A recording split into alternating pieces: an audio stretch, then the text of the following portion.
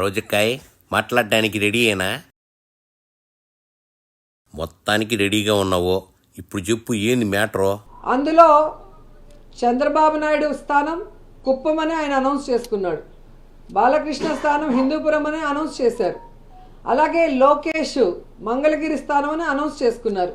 కానీ పవన్ కళ్యాణ్ ఎక్కడ నించోలో ఏ స్థానమో కూడా ఇంకా చంద్రబాబు నాయుడు డిసైడ్ చేసేంత వరకు అనౌన్స్ చేసుకోలేని దౌర్భాగ్య పరిస్థితిలో ఉన్నారు. అంటే అర్థం ఏంటి? ఓహో, అందరి సీట్లు ప్రకటించారో, పవన్ సీట్ ఎక్కడో చెప్పలేదని బాధపడుతున్నావా? ఇంతకీ నీకు నగిరి సీటు ఉందో లేదో ఎవరైనా చెప్పారా? టీడీపీ జనసేన ఉమ్మడి జాబితా రిలీజ్ అయిన తర్వాత జగన్మోహన్ రెడ్డి గారు చెప్పే వై నాట్ 175 ఎందుకు రీచ్ కాలేము అనేది ఎవరికి కూడా డౌట్ లేదు. ఖచ్చితంగా రీచ్ అవుతాం 175కి 175 అని ఈరోజు వైఎస్ఆర్సీపీ శ్రేణులంతా చాలా చాలా హ్యాపీగా ఉన్నారు. ఊళ్ళో పెళ్లికి కుక్కల హడావిడిలాగా వాళ్ళు సీట్లు ప్రకటించుకుంటుంటే మధ్యలో మీ సంతోషం ఏందక్కయ్యా? ఎప్పుడైనా ఒక పార్టీ జాబితా రిలీజ్ అయినప్పుడు ఆ పార్టీలో ఉన్న కార్యకర్తలు నాయకులు సంబరాలు చేసుకుంటారు. అదేంటో కానీ టీడీపీ జనసేన జాబితా విడుదల చేసిన తర్వాత టీడీపీ జనసేన కార్యకర్తలు నాయకులు ఏడుస్తుంటే వైఎస్ఆర్సీపీ కార్యకర్తలు నాయకులు డబుల్ హ్యాపీగా సంబరాలు చేసుకుంటున్నారు. ఇదిగో అక్కాయ్, ఆనం వేమిరెడ్డిల దగ్గర నుంచి ఎంపీ సంజయ్ వరకు మీ సీట్ల ప్రకటన చూసి ఏడుస్తూ వెళ్ళారుగా. పవన్ కళ్యాణ్ అసలు ఎందుకు పార్టీ పెట్టాడు అని మాకే కాదు, ఈరోజు జనసేన కార్యకర్తలు నాయకులకు కూడా అర్థం కావట్లేదు. తాను పార్టీ పెట్టింది అధికారం కోసం కాదు, రాష్ట్రం కోసం అని పవన్ ఎప్పుడో చెప్పాడు కదక్కయ్యా. నీలాంటి అధికార పిచ్చున్నోళ్ళకి అయ్యేం అర్థం కావులే. ఎందుకంటే పవర్ షేరింగ్ అన్నాడు, సీట్ షేరింగ్ అన్నాడు, ఓట్ షేరింగ్ అన్నాడు. కానీ పావలా శాతం కూడా సీట్లు తెచ్చుకోలేకపోయాడు ఈ పీకే పవర్ స్టార్ అనేది. ఈరోజు ప్రజలు అంటున్నారు ఈయన పవర్ స్టార్ కాదు, పవర్ లేని స్టార్ అని. ఎప్పుడో గుయ్యాల్సిన కోయిల ఇప్పుడు కూసినట్టు పొత్తు సీట్లు ఇంకా ఫైనల్ కాలేదని వాళ్ళు అంటుంటే నువ్వు ఇట్టా మాట్లాడతావేంది? అయినా పవన్ ఎన్ని సీట్లు తీసుకుంటే మధ్యలో నీకెందుకు? ఎందుకంటే ఈ మధ్యలోనే 2019లో అనుకుంటా ఒక మీటింగ్లో, పబ్లిక్ మీటింగ్లో అంటూ ఉండేవాడు పవన్ కళ్యాణ్, జనసేన అంటే కుక్క బిస్కెట్లు వేస్తే తోకూపుకుంటూ మన వెనక తిరుగుతారు, వీళ్ళకి 10-15 సీట్లు ఎక్కువ అని తెలుగుదేశం వాళ్ళు మన అవమానిస్తున్నారు.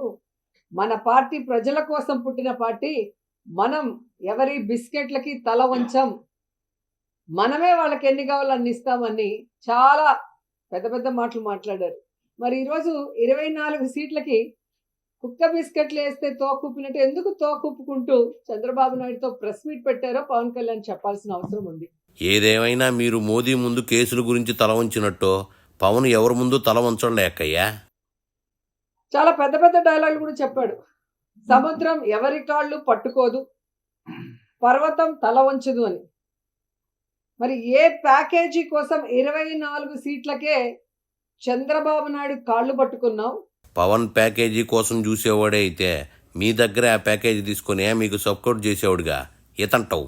కొద్దిసేపు బీజేపీ సంకనెక్కాలని చూస్తారు, బీజేపీ సంఖ ఎత్తించుకోపోతే కాంగ్రెస్ సంకనెక్కాలని చూస్తారు, ఆ కాంగ్రెస్ ఎక్కించుకోకపోతే పిల్ల పార్టీలతో పోవాలని చూస్తారు. అంటే వాళ్ళల్లో వాళ్ళకి ఒక గందరగోళం, ఎవరితో పొత్తు పెట్టుకోవాలి, ఎలా వెళ్ళాలి, ఎవరు మనని పొత్తు పెట్టుకోవడానికి అవకాశం ఇస్తారో అర్థం కాకుండా గందరగోళం పరిస్థితిలో ఈరోజు 118 స్థానాలు అనౌన్స్ చేశారనేది మనం అర్థం చేసుకోవాలి. వాళ్ళు రికార్డు స్థాయిలో సీట్లు ప్రకటన చేస్తే నువ్వేంది కన్ఫ్యూజన్లో ఉన్నారంటున్నావో? ఆ కన్ఫ్యూజన్లో ఉండేదే మీరు, వాళ్ళు కాదు. అండ్ ఈరోజు మీరు చూస్తే వీళ్ళిద్దరికీ చెప్పుకోవడానికి ప్రజలకు చేసింది ఏమీ లేదు. చంద్రబాబు నాయుడు 14 సంవత్సరాలు ముఖ్యమంత్రిగా ఉండి ఏ రోజు తాను ఇచ్చిన మేనిఫెస్టోని ప్రజల కోసం చేసింది లేదు. బాబు అన్నేళ్ల పాటు ఏం చేయకపోతే నువ్వు మొన్నటి వరకు ఆ పార్టీలోనే ఎందుకున్నావో? అనుభవం ఉంది అని చెప్పి మళ్ళీ చంద్రబాబు నాయుడికి అధికారం ఇస్తే పోనీ రాష్ట్ర భవిష్యత్తుని ఏమైనా కాపాడా? రాష్ట్రాన్ని అప్పుల్లో ముంచేశాడు, రాష్ట్రాన్ని సర్వనాశనం చేశాడు. మీ జగన్ ఏదో మిగులు బడ్జెట్తో రాష్ట్రాన్ని పాలించినట్టు చెప్తావేందక్కయ్యా?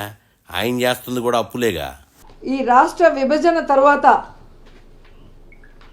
చంద్రబాబు నాయుడు ఈ రాష్ట్రానికి చేసింది ఏంటయ్యా అంటే ప్యాకేజీ కోసం ప్రత్యేక హోదాను తాకట్టు పెట్టేశాడు.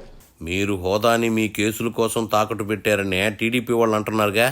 పవన్ కళ్యాణ్ పొత్తు పెట్టుకోవటం అనేది అది కూడా ముష్టి 24 సీట్ల కోసం కాపుల ఆత్మగౌరవాన్ని చంద్రబాబు నాయుడు గారి కాళ్ల దగ్గర తాకట్టు పెట్టడం అనేది జీర్ణించుకోలేకపోతున్నారు. పవన్ ఓన్లీ కాపు నాయకుడే అన్నట్టు చెప్తావేంది నువ్వు? ఎందుకంటే పవన్ కళ్యాణ్ అనేవాడు ఎప్పుడూ కూడా పొలిటికల్ లీడర్గా పనికిరాడు. పవన్ కళ్యాణ్ నిజంగా పొలిటికల్గా పనికి రాకపోతే మీరు ఆయన రోజు ఎందుకు తిడుతున్నారో?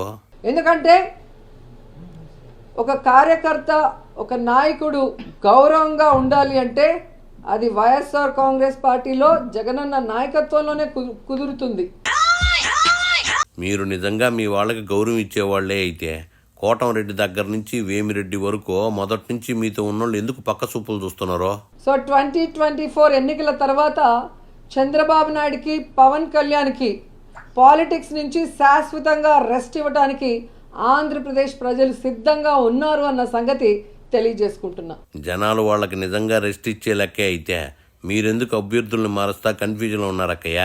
చెప్పిన దొరుకు జాలుగానే ఇంకెళ్ళు.